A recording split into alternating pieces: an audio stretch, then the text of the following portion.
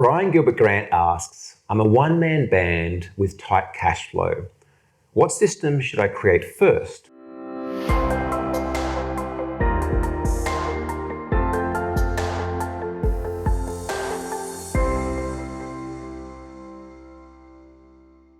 Now, the really important thing to understand with systems is if you try to create the wrong systems at the wrong time in your business, it'll cost you a significant amount of time and money, and they'll never get used.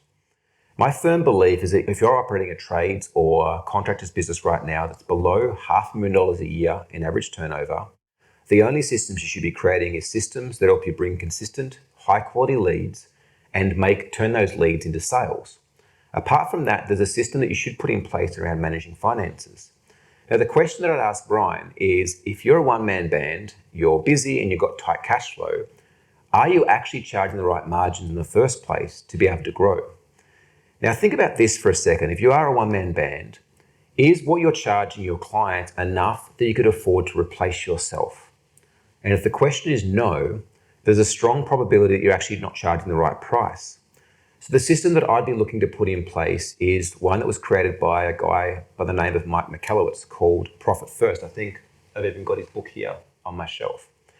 And Profit First is a phenomenal system because what it allows you to do is to start to analyze every dollar that comes into your business and to put it across one of several buckets: cost of sales, profit, owner's pay, operation expenses, and tax and GST. Now, I'm not going to go into the Profit First methodology on this video. There's plenty of videos on our website and also within our free Facebook group, Trades and General Contractors Global. But what happens is when the money comes in simple terms, that money gets divided into one of those buckets based on percentage.